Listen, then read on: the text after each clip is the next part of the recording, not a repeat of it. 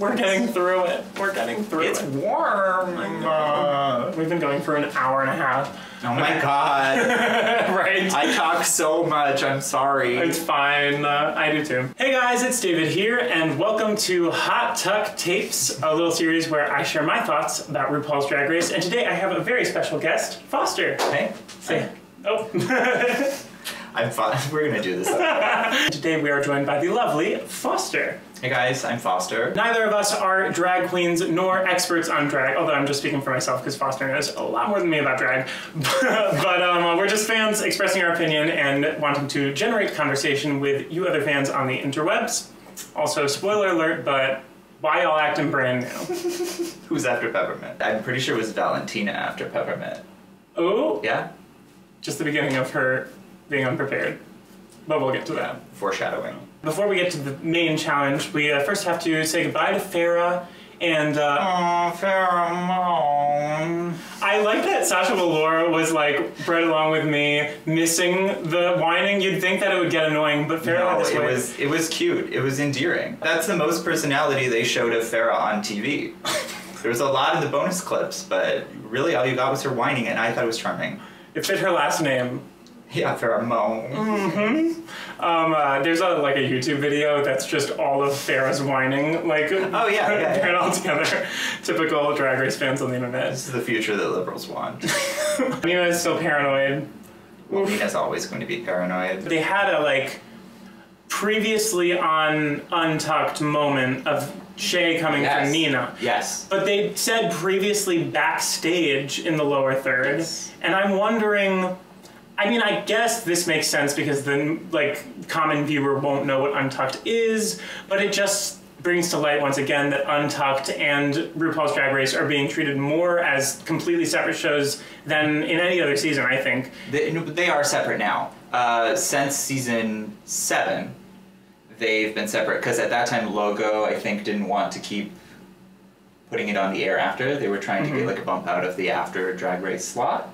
Okay. And so it went to being a web extra. And so now they don't talk about any of the content of Untucked in the show. This is, I think, is the first time, and they use this weird previously backstage. Previously backstage. Wouldn't they want to promote the promote Untucked as something that's on YouTube to drive traffic to the world? You would think so. I would think, honestly, that they would want to get it back on TV again.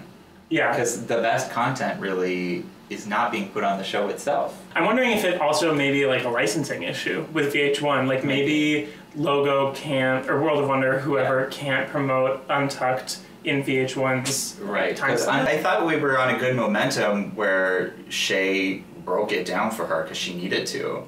And for me a little bit, when Peppermint goes over there and kind of coddles her like that, that's giving Nina room to go back to that dark place where she feels like she's the victim. I feel like Nina has given the RuPaul's Drag Race community this kind of armchair therapist position where we're let me break down what will be the best thing for Nina's psychology. I don't want to prescribe anything for Nina. I don't want to assume any kind of condition. I think Nina probably has had really shitty experiences in life. Yeah. And a lot of gay people tend to carry around that baggage for a while, but Nina's in her mid-30s, and doing TV can be hard. I saw this one post that talked about how the producers have probably been disappointed by several storylines they thought would happen that are just not going to happen. Mm-hmm. And one of them is Nina defeating her inner demons, and it just said, yeah, because complex psychological issues can't be resolved within the course of a season-long TV shoot. The editors are getting so shady. Trinity is we need to get rid of the filler bitches. Just cut to Alexis taking off those half green tits. Well, what I thought was odd was that Trinity had 3 parts to this sentence. She's you need to go, and you need to go, and you need to go. And they only showed 2 people. They showed Alexis and I think it was Peppermint. Nina? Was it Peppermint? No, Alexis and Nina. You're right. The preview last week for this episode was completely deconstructed to the nines because of the rumors. We should address the rumors that led into it. I think I would say 70% of the audience heard these rumors before this episode.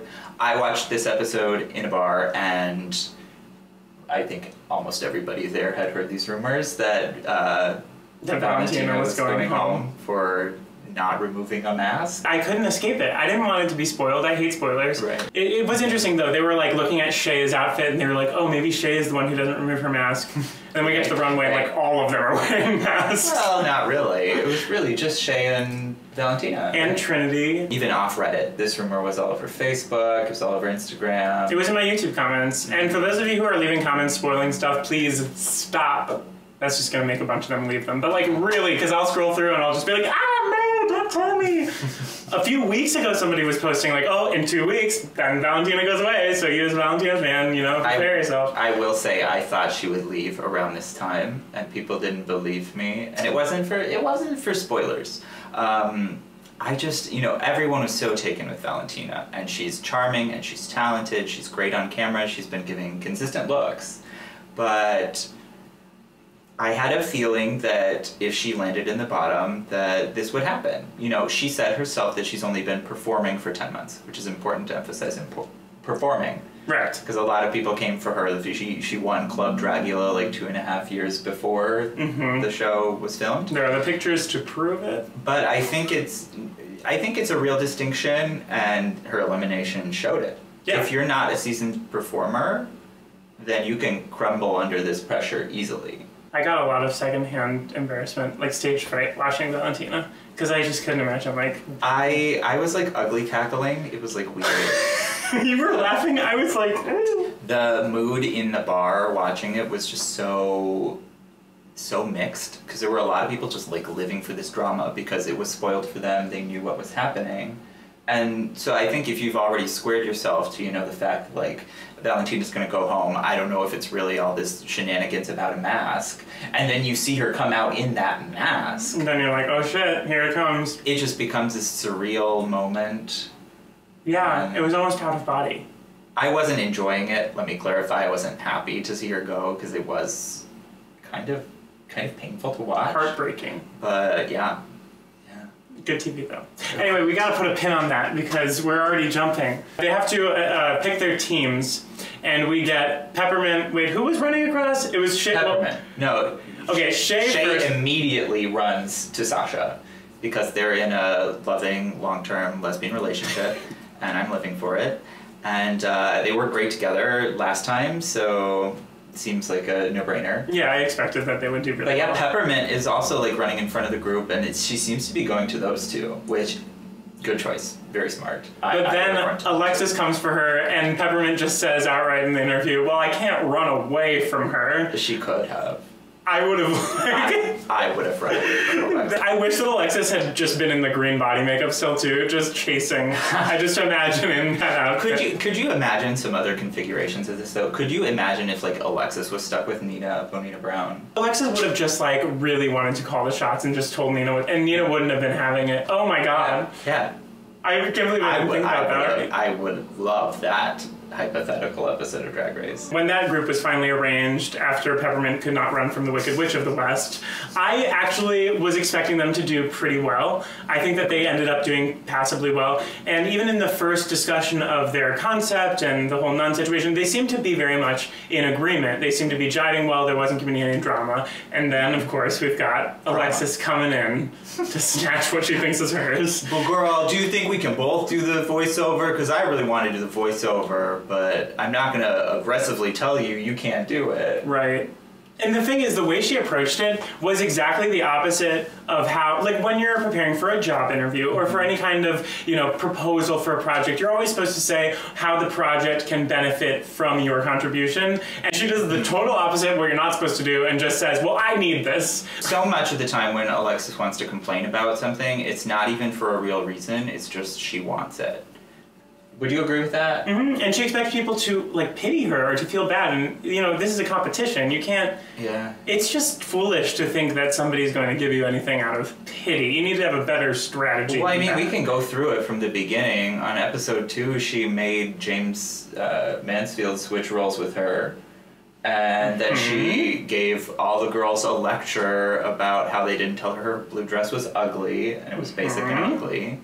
And now she needs to be, she's in a controlling place. I feel like Peppermint should have said, well, you know what? I just feel like you're such a great producer. You're just such a great actress that you would really kill this, church lady role. And I think that, the voice part really takes away from that, and you don't need that. Yeah, exactly. That's what she needed to do. We move on to Valentina and Nina, which is the problematic group of the week. This was never going to work. Valentina's interview when they were writing their pilots, when she said she has to, what was it saying? It was like, I have to show I have a talent I don't know I have, but that I don't know what it was, but I loved it. I think she said, let me see if I can quote this. She said, I have to show a talent I might not know I don't have, but I hope I do.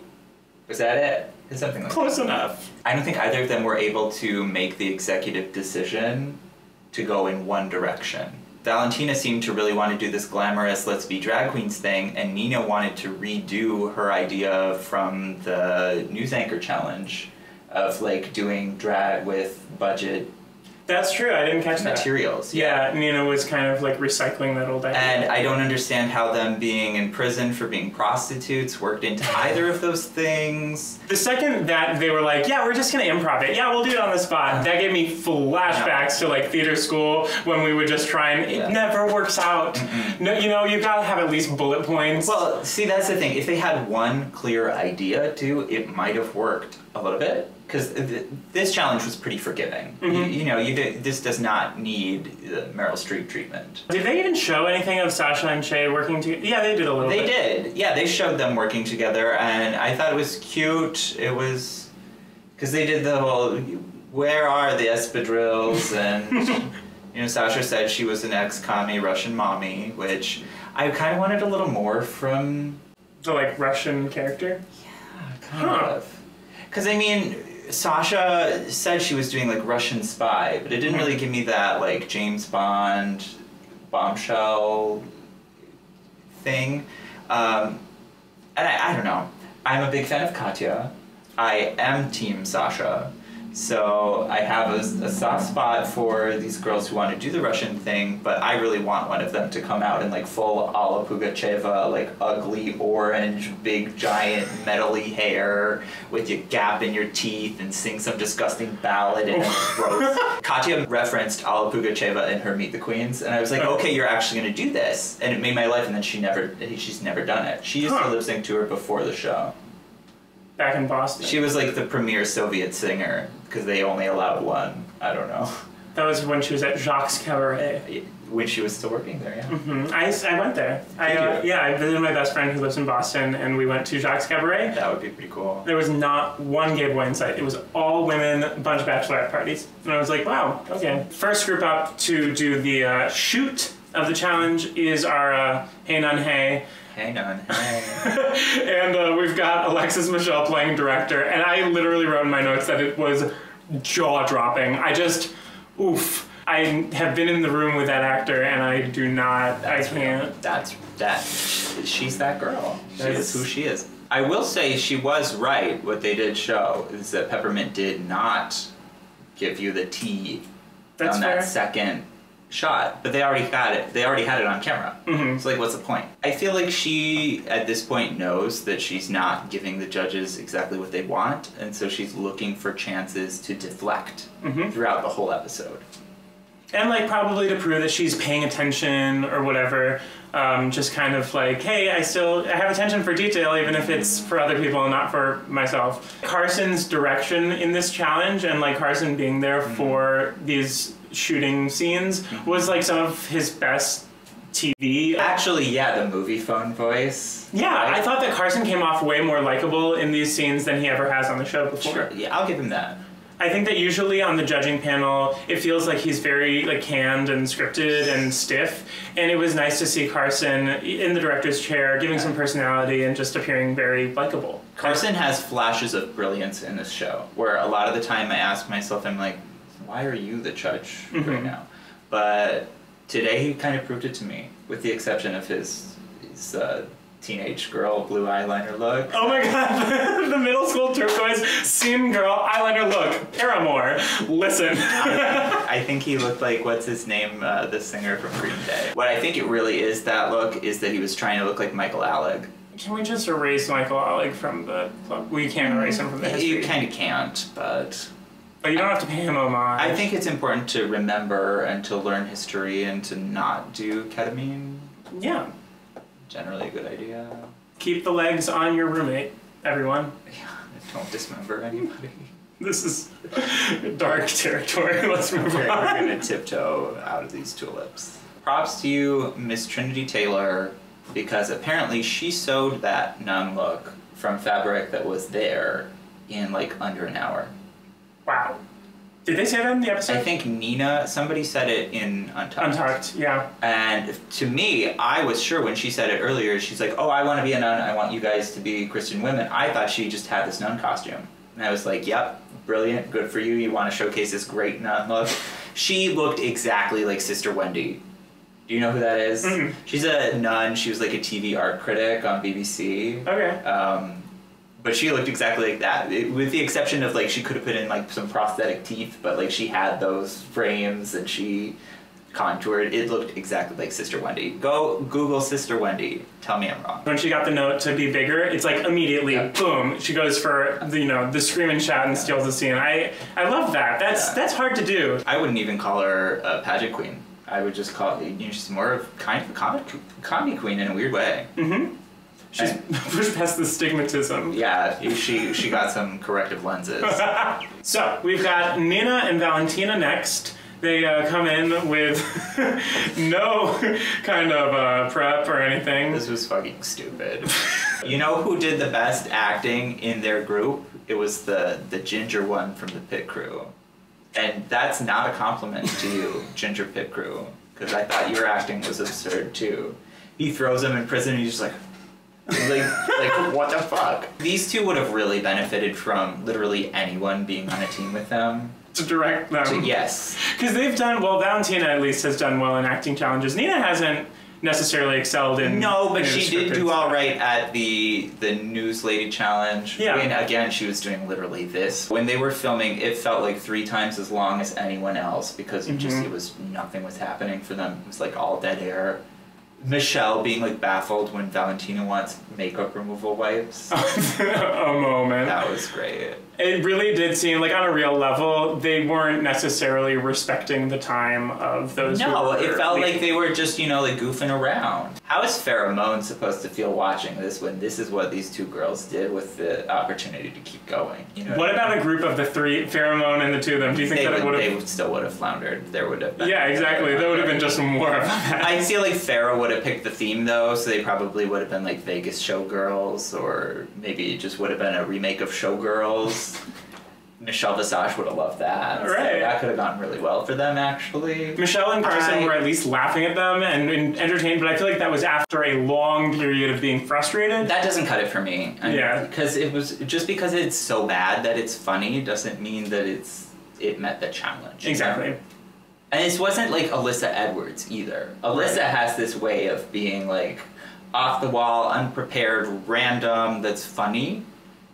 And it's because I think she knows that it's funny in the moment. Whereas these 2, I'm sorry, I'm just like trashing them, but I did not enjoy this at all. I do think that there is a difference between being intentionally unprepared because you know that like improv is your brand, and just being unprepared because you don't want to put in the work.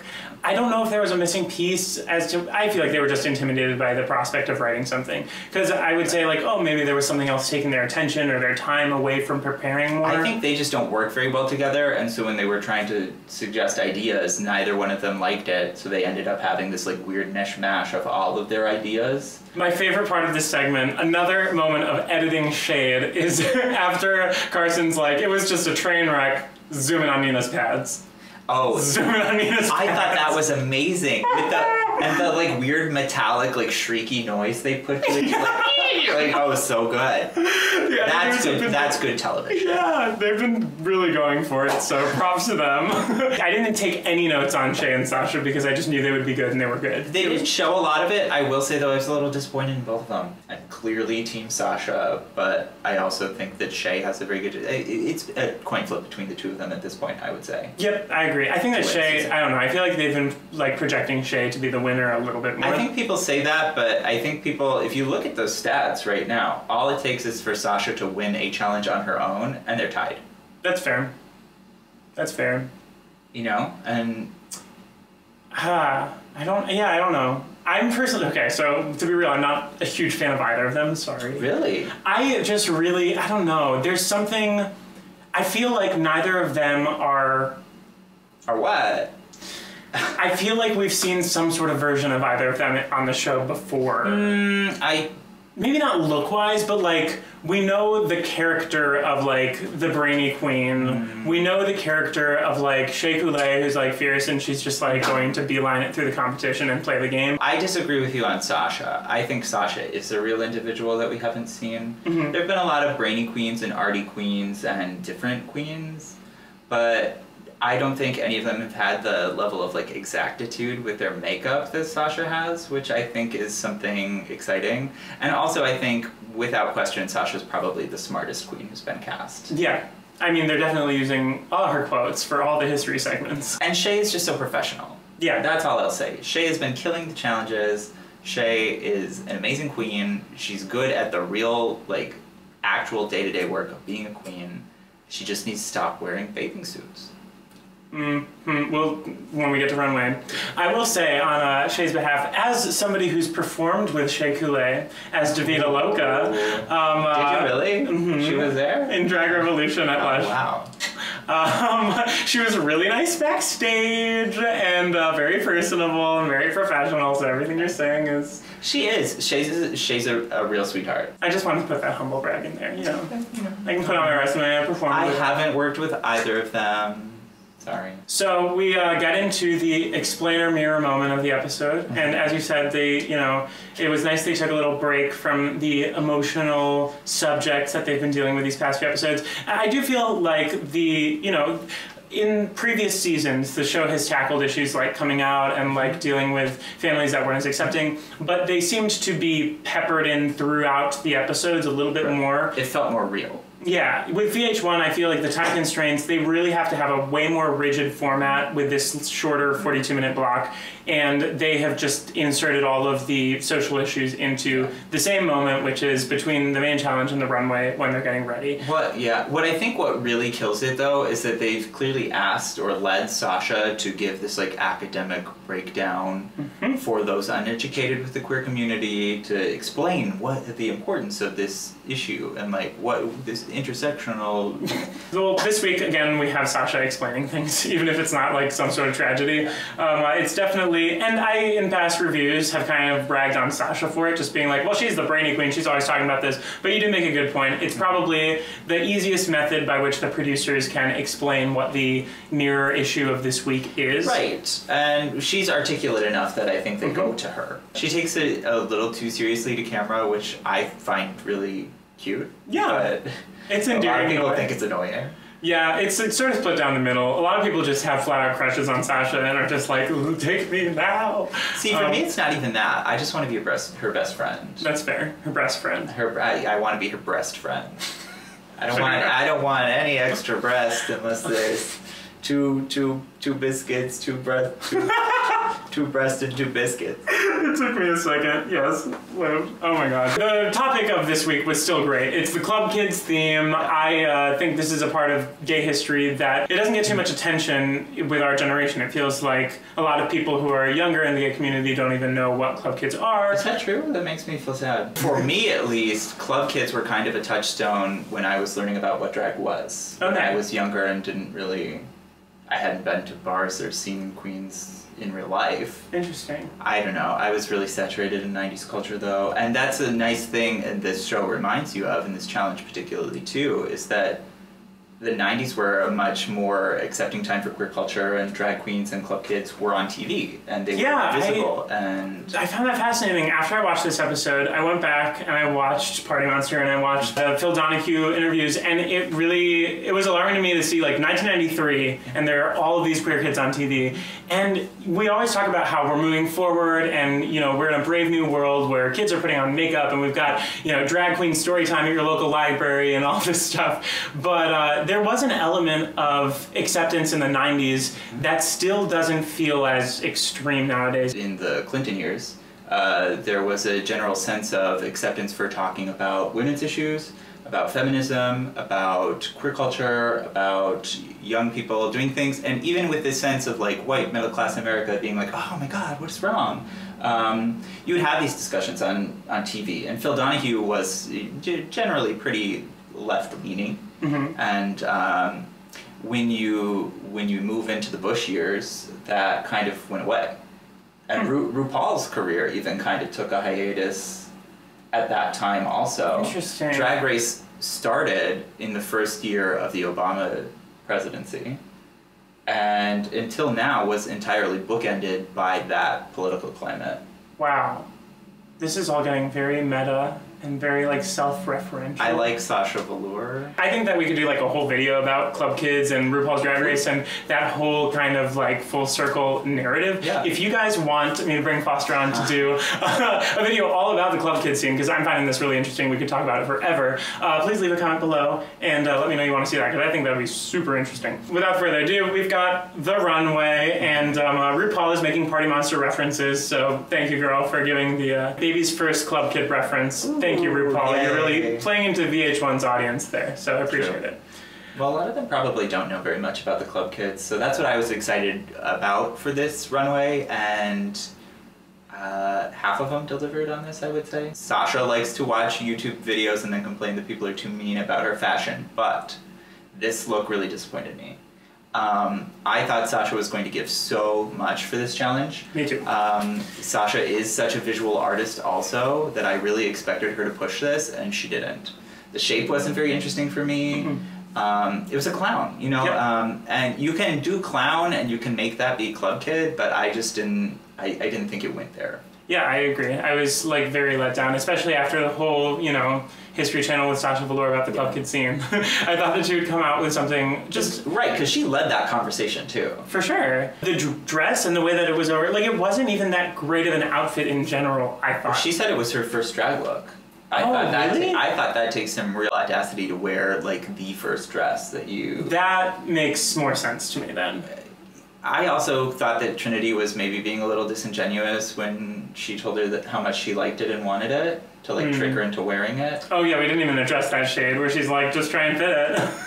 That was great. But no, I think that was some strategy from Trinity, because personally I think that Sasha could have won this alone had she had a better look. Yeah, that's true. And especially compared to the looks that are coming, it completely faded into the background for me. Yeah. So this was not a winning look for Sasha Velour. Sorry, Sasha. Now, let me state my opinion about Shay, because a lot of people responded to this look being like, this was amazing, this captured everything, Club Kid, blah, blah, blah, blah. She did have a mask on, she did hot glue her piece to her face, and, you know, applause for commitment, but it was another bathing suit with a jacket. I agree.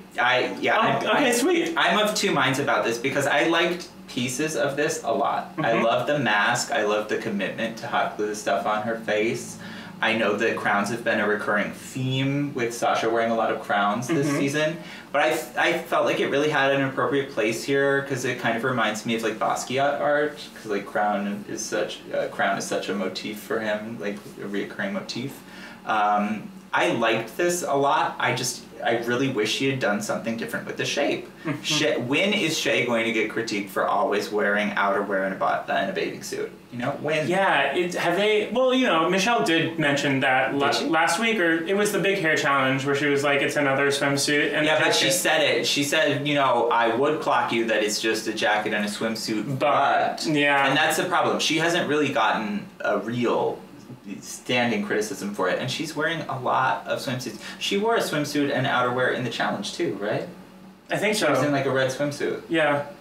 She really... Here's the thing, I know Shay has good construction skills too. Yeah. Well, she proved it with the white challenge where she had the, like, bodysuit and those, you know, cone tits. That was an amazing look. Where did that go? That was a good challenge. That week was amazing. We were spoiled that week, to be honest. Also, I think that Shay should have won that. No offense, Valentina. I think Shay should have won that week because she wasn't wearing a bathing suit. Well, just because she wasn't wearing a bathing suit. I love that. Valentina had a train for miles, you could not deny. And a nude shoe. Okay. I would have loved to if there was some weird padding, like maybe a weird leg shape, like a super thick thigh, like rounded out. Like that would have given me more Club Kid, some kind of like alien shape, something that like Nina Bonina Brown has been doing all season. Right, but then Nina would have been like, Shay is coming for my gig. She stole my thing. She took my clown white. I thought Nina was I do think the face was amazing. The face was really good, but I didn't like anything else about it. Yeah. I think it's she's already done like skeletons and zombie whatever. I know that she has so much creativity. I wanted to see something different from her. This show doesn't. I feel like it just doesn't give her enough time to do the looks. That's the thing, because I think she is a real perfectionist in a way, and because she had mentioned that in I forget which challenge, but that she was disappointed with them. I think it was the peach, maybe. Even doing the haphazard painting of the skeleton, like I would have just covered it up. Like, exactly. Well, for me, it's like if you're not going to finish this, like keep that exposed, but like wear a jacket. Like, put something on. And also, there was no kind of corseting, so she had like full boy stomach. It was weird seeing her without the breastplate for the first time. Yeah. And I know somebody shouldn't like rely on something like that, but it just, especially during lip sync, it was weird because this is so polished and amazing. Right. And then it's like man in tutu. Yeah. Well, I will say Club Kid is maybe the time to do like the most boy shape or like just a not traditional feminine shape. That's true. But that wasn't what happened here for me. She was trying to give you like a feminine shape on the bottom. Yeah, because there was still pads. But then it was just like unfinished on the top of it. Yeah. Maybe she could have got away with that a little bit more for me if that wasn't also what happened in the challenge. Because they clearly ran out of time before they had to go and film too. So there's some recurring themes for these girls this week. You know, Nina's theme this week was not being prepared. and so was Valentina. That said, I will mention again, the face was really good. I don't want it to sound like I'm just a trash. No, I mean the cracks in the skull, the shadowing, like it looked. And did she have prosthetics on too for the? I'm not sure. I think it might have just been all paint. That's amazing. Yeah. So I mean, props to that. All the optical illusions were working in her favor. Yeah. Even she's a phenomenal makeup artist. She really is, and she's very talented. I just want her to stop getting in her own way. Then we have Valentina stepping out as Melina for Mortal Kombat was my first impression. Before she even fully came out on stage, I was like, are you Melina? I don't think that it was Club Kid, and I also don't think that it was high fashion. Michelle said that it wasn't Club Kid, it was high fashion. What do you think it was? It was just kind of like glamorous. But also, I do want to say that Valentina has showed such an attention to detail that I wish she would have lined the inside of her little capelet. If it was like another red tone or even just a different fabric, if it was lined with something, I would have loved this a lot more. It wasn't the challenge. Like, it wasn't a Club Kid look. I'm not sure if Valentina would have had the reference to make a Club Kid look, but like, just do the research, I don't know. I don't think she's dumb. I think she knows. So why do you think she went out like that? I think that she has said before that she wants to be consistently and authentically Latina, which I think is great. But I think that she didn't find a way to bridge those two things together. Fair enough. Club Kid is about exaggerating an idea, too. So if you want to be Latina, you pick something and just exaggerate it. She had elements like the nails or whatever those... I thought the elements were beautiful. I just didn't think it was right for the challenge. Okay. You didn't think the claws were Club Kiddy? No. No, that's not Club Kid for me. It reminded me of who is that from Soul Calibur? They were all these fighting characters. Well, the one who's like. It did give me kind of a fighting game vibe. I'll give you that. That's real. But I guess it could have gone Club Kid with those claws, but the shape was just too like a normal woman. When I think of Club Kid, it's about unnatural shapes. You know, it's about like prosthetic things on your body or like crazy padding. or like makeup that's exaggerated. Like there's a queen, Glen Allen, who does this look where her face is upside down. I was missing Vivacious at this moment in time. Yeah. Everybody makes fun of that red, with the, the point. But that's very club kid. Exactly. Like, she was one of the original club kids. Really? Yeah, like she was at those clubs. Oh, I didn't even know that. Yeah. Since then we've got Katy Perry appropriating her on SNL, but that's a whole nother topic. Oh, is she really? No, yeah, Katy Perry has stolen Miley Cyrus's gig, grabbed all of the drag queens, and it's like, it just happened last night, but Vivacious was there, so like, good for Vivacious getting some gigs. Get some coin, Vivacious. Katy Perry, I've got to talk to you about a little. Like, do you think Katy Perry knows? Do you have to talk to Katy Perry? Because I wouldn't. No, that's fair. How do you feel about pop stars like using drag queens as props? I thought the Miley thing was okay because she seemed to actually talk to them and care what they thought. But other than that, I don't imagine Katy Perry was on. I don't think she was either. But Trinity, I'm just gonna say it right now. Trinity was robbed. This was my favorite runway look. It was a neck and neck between her and Peppermint, but this was my favorite, and I think she did the best in the challenge too. Yep. And I loved the commitment from Trinity, especially after she said she was scared of this. She hasn't done Club Kid. She doesn't want to look stupid, and then she comes out there and really commits with this walk that I thought was amazing. That her walk is always on the money. Like, well, she's got the shoulders weird, going like on. jaunty, like it was so perfect for it though, and she kept calling herself a venereal disease, which I thought that was such like. See, that's the kind of mindset that you should approach this challenge from. That's you want to be. true. You want to project yourself as being a thing. Trinity's backwards walk also always snatches me. Like she just is really good. Thank you so much for bringing this up because I meant to earlier. Nina Bonina Brown comes out on the runway and says she was the first queen in Drag Race to walk backwards on the runway, which is absolutely demonstrably untrue because Sasha Velour had even just walked backwards right before her. So and Trinity has been doing that like all season. Seriously, back all the way off. Take every seat on the same season. Like we're not even digging up receipts from a few years ago. This is like right before she goes. Thank you for bringing that up though, because Nina, I'm checking you right now. This was Trinity's episode, and I think it was stolen from her. And I think it's that I don't think it's fair for Alexis Michelle to drag down her and Peppermint. No, we'll get there. Well, that moment was... No, not even with the excuses. I just mean for judging. I think Trinity should have won this challenge. That's fair. I actually, before Peppermint I think is... Do you like Peppermint's better? Let's talk about Peppermint. So Peppermint comes out on the runway next. Love this look. This is honestly retribution for all of these meh looks she's had. This was like... one of my favorite runway looks ever on this show. It was really good, and she sold it with the attitude also when she licked the lollipop. Congratulations, Miss Peppermint. All that I will say about this look, because I also loved it, is that I really wish they hadn't teased it. It was in the preseason trailer. But even so, they didn't show the full body, like... No, but still, if they hadn't showed it, I think it would have had a lot more impact. And I think I'd be like sitting here hooting and hollering and thinking Peppermint should have won, you know? Right. Because it was a great look. Having a Club Kid theme, that could have been its own maxi challenge in itself. True. And so it was a little weird to have this challenge that kind of felt rushed and weird, and then this really, really compelling runway, and judging so much more on the challenge results rather than factoring in these really compelling and dynamic runway looks. Let's just hear your thoughts on Alexis. I hated every individual aspect of this look.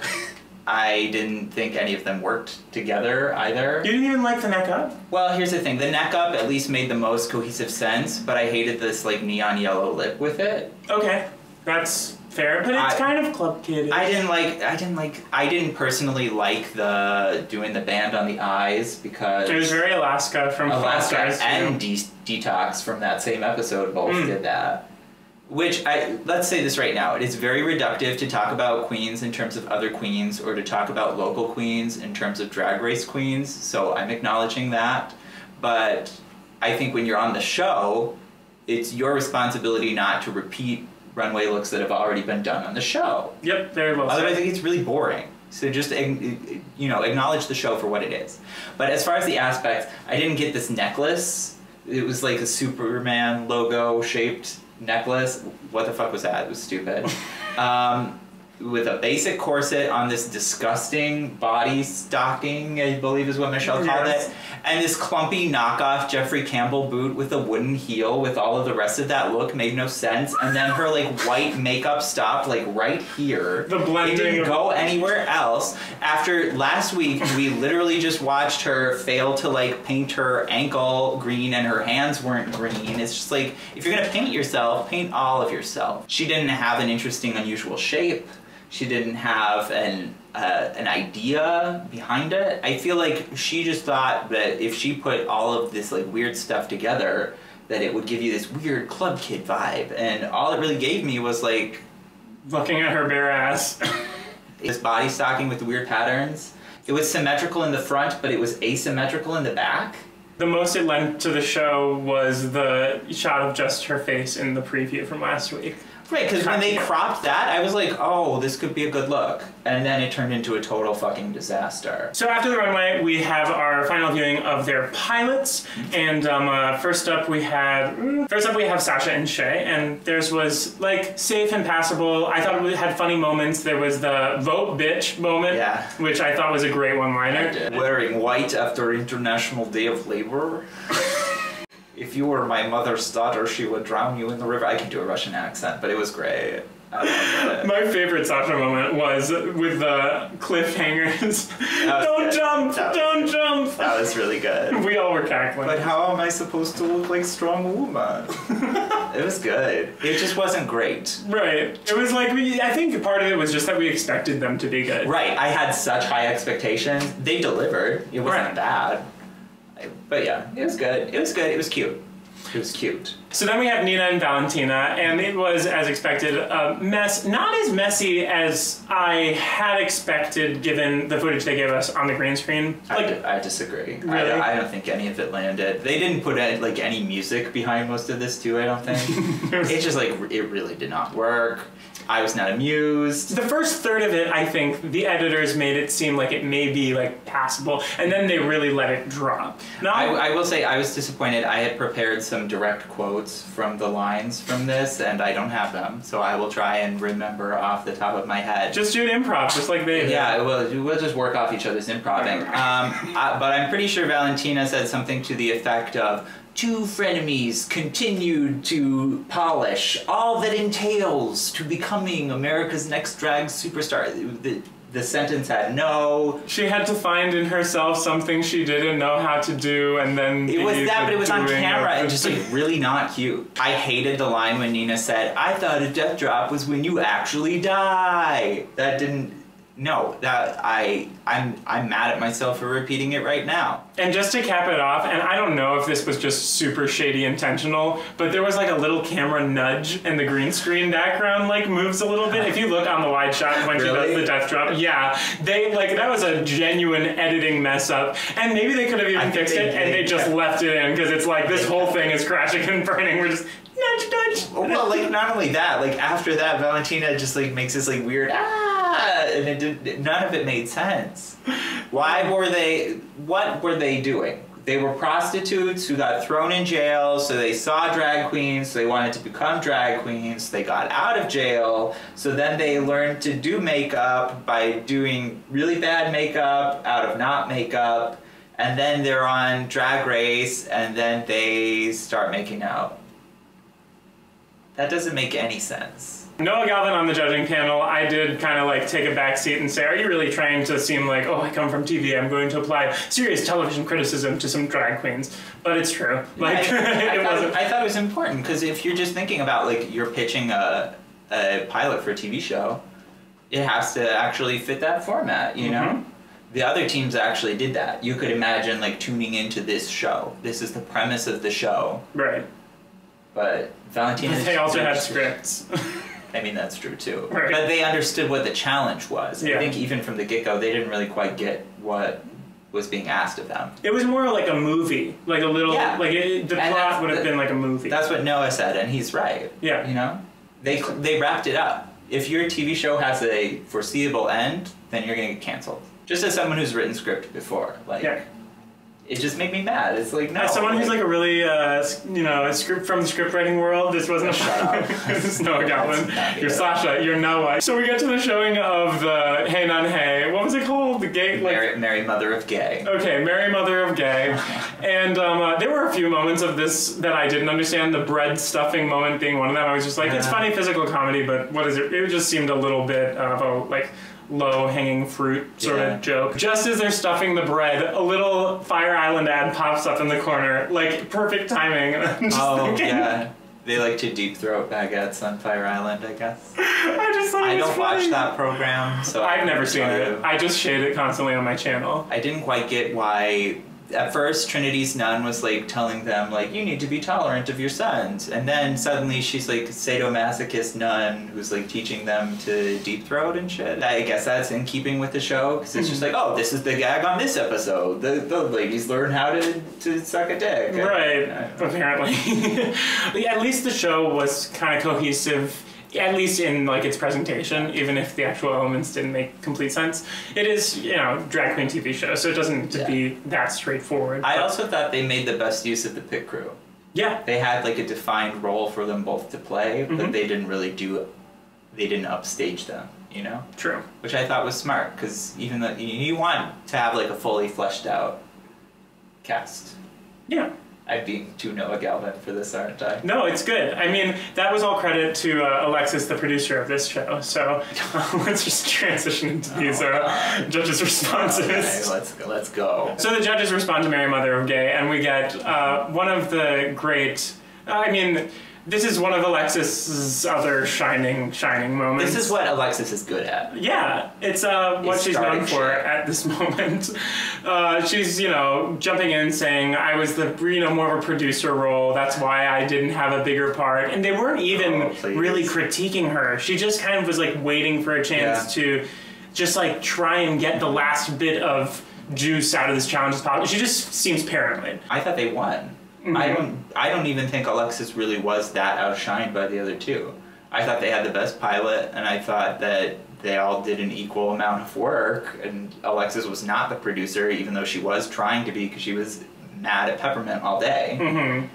And I think, if anything, that's why they landed in the bottom, is because Alexis was having this destructive behavior that was making their shoot look worse than it was. And I think that is really what landed them in the middle, I guess. The bottom, middle. Yeah, and maybe for the like authentic reason of them not performing well, but also maybe because they wanted to generate this moment that's coming up on the final runway, where we've had Alexis, and she's throwing her team members under the bus. There is the wide shot of Trinity and Peppermint both just like looking at her. First it's a close-up of Peppermint's face looking like, and then they go back to Alexis, and then it's both of them turning around and looking at Alexis, pissed off.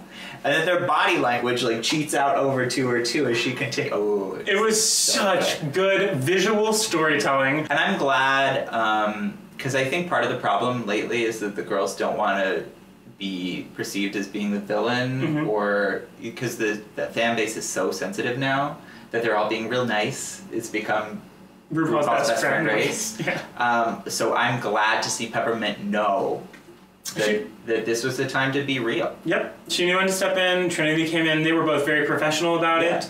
I was expecting to see a little bit more of it on Untucked. We didn't really get too much of the drama, but I know I was waiting for that. I had such high hopes. They're too professional. Peppermint and Trinity know that they've just, and it's not like they're trying to pussyfoot around it and not say it. They're very clear, and they still state, this is how it was. Trinity says, I came up with this character, blah, blah, blah. Trinity came up with her whole concept. I said it before, she did. She's like, go on my YouTube channel, there's a Kunt character there, you can find it, I have the receipts. If anything, I think that Alexis being ridiculously unprofessional in this moment actually may have worked in her favor. Yeah, it saved her from being in the bottom too, don't you because the producers don't want to get rid of her. Right, they want to keep her for drama. Yep, and I absolutely agree. Yeah, 100%. So otherwise, I just wish that Alexis had gone home this week. We were all waiting for Alexis. Everyone wanted her to in the bar, but also everybody knew what was going to happen. Right. So. But I could have called that from a mile away. Are you kidding? Alexis is the villain of this season. Yeah, they finally found one. It's reality TV at the end of the day. Yeah. It's not a 100% honest competition. They need to make good TV. That's their real problem. Right, and they did make really good TV Ooh. The moment where Nina is like, I'm not even looking at the judges, I'm just gonna look at the screen. That was actually one of my favorite moments of the whole episode. Very relatable moment. Because Valentina is just like distraught, and Nina is like laughing at how bad their show is. Just over it. And so we've got Nina and Valentina at the bottom, basically. I think this was the right choice. I'm gonna say this right now to all of you Valentina people out there, okay? I'm sorry that your girl landed in the bottom. I'm sorry that your feelings are hurt. This was the appropriate choice for who should be in the bottom too. I think Alexis should have... Alexis's look was worse, but her performance in the challenge was fine. She just hasn't done it. If we're taking the season into consideration, No, Alexis that's not what we do. That's not what we do on Drag Race. It's just that until week. like until like the final four. So for just that week. This was the appropriate choice. It was a hard choice.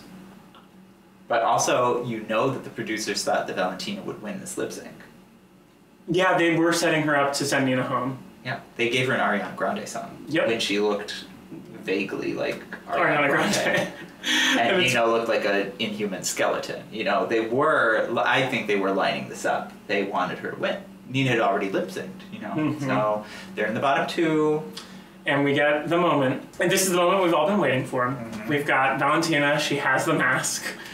We're all waiting with bated breath.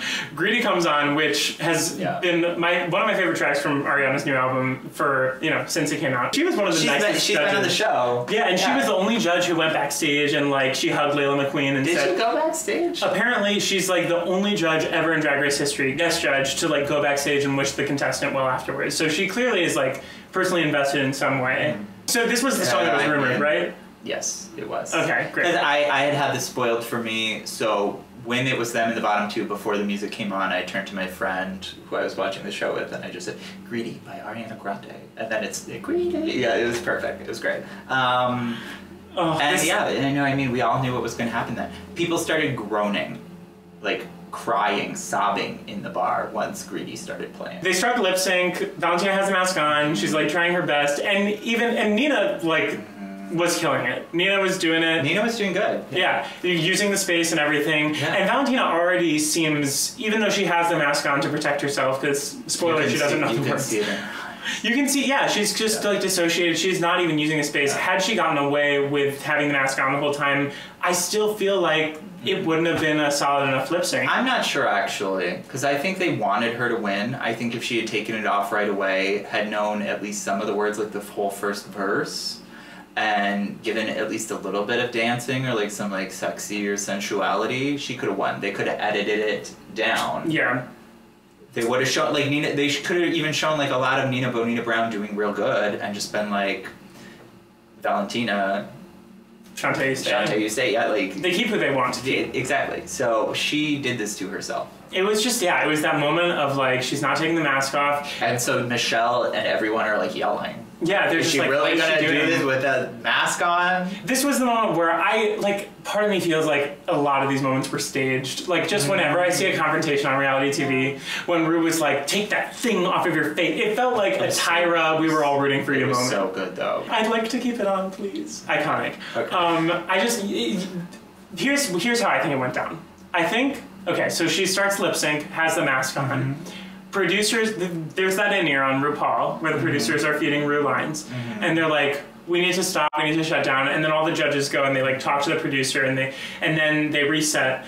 All the like bantering about like, is she gonna take that off? Why is she wearing a mask? Felt canned. No, I think it was real. Really? That, because Michelle started it, and that is so Michelle. You don't think that was put in post? No. You don't think they edited that in post? No. And you think that the dialogue between RuPaul and Valentina, the like, take that thing off of your face, all of that was... Well, if we can just be real, that's how I know that they were trying to send Nina home with this lip sync, because they've never stopped a lip sync for anyone else before. And RuPaul was like, Valentina, you know this is a lip sync. We need to see your lips. Like, the reason he's doing this is because he's like, Valentina, why are you fucking this up? You're supposed to win. Huh. I'm a conspiracy theorist over here.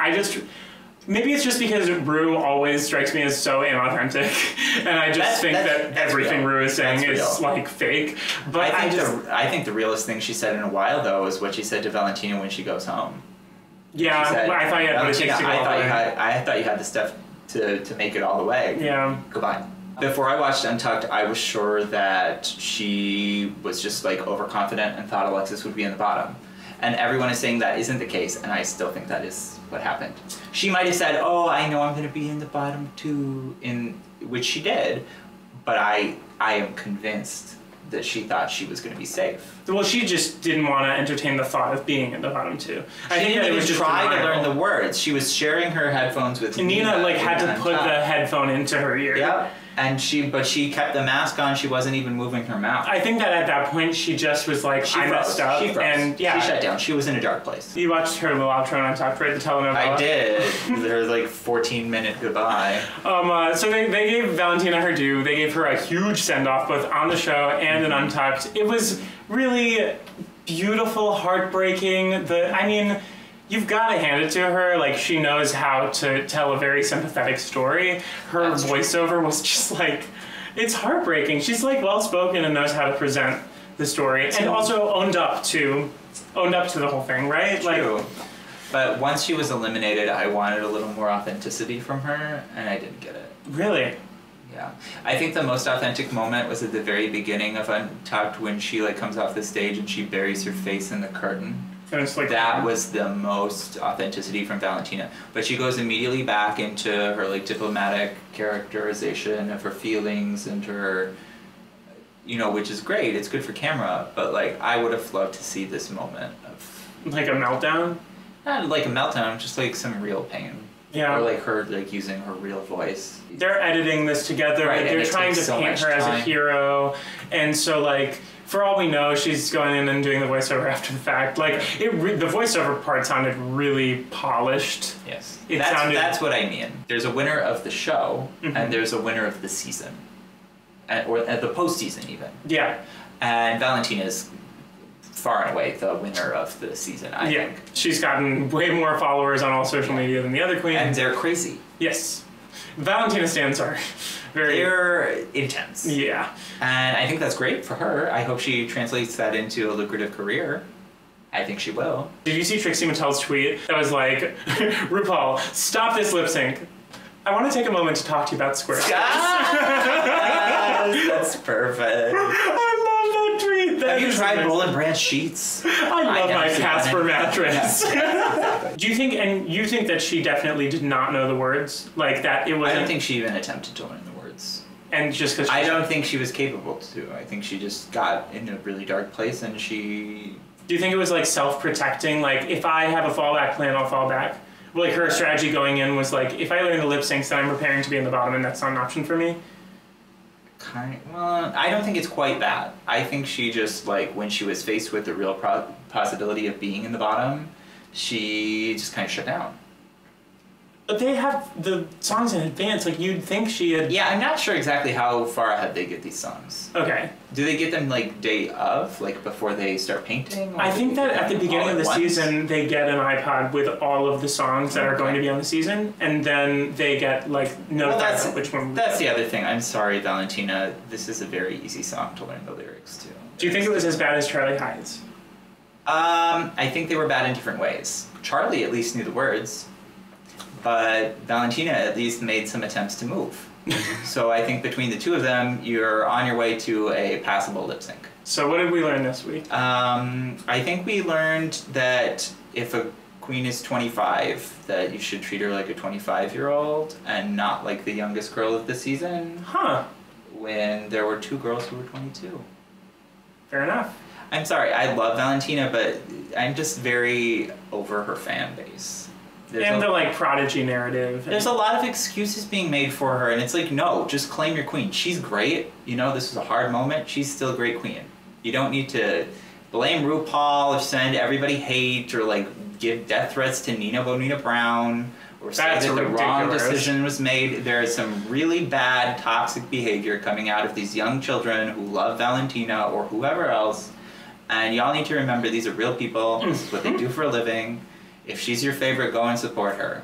That's about it. Overall, the most heartbreaking thing about Valentina going home is that it was fair. Yeah, that's real. That I agree with that 100%. There was just no other way to go about it. It's like... Right. This wasn't Trixie Mattel going home to Pearl. To be honest, it's the exact opposite. The show was trying so hard to keep her, to have her win that moment. And it was on her birthday. We didn't even mention that, but Friday was her birthday. Oh, wow. So that's right. Yeah, because I saw her birthday show. Come and see me. Oh, wow. Yup. Oh, wow. And then the next evening, she is at Bounce in Cleveland, Ohio. And I was like, my hometown. We thank you guys so much for watching. If you like this, make sure to give it a thumbs up and subscribe. And if you haven't seen the other reviews, go back and watch them. They'll pop up on the screen somewhere, I'm sure. And thank you so much, Foster, for lending your Thanks for having me. opinions. I love when people listen to what I have to say. If you guys agreed with anything or disagreed with anything that either of us have said or have opinions on the show, as always, please leave them in the comments. Your discussion is the whole reason we do this. And other than that, I thank you guys so much for watching, and I will see you very soon. Okay, bye. Bye. Yay! You did the bye together without me even having to tell I know. She's good.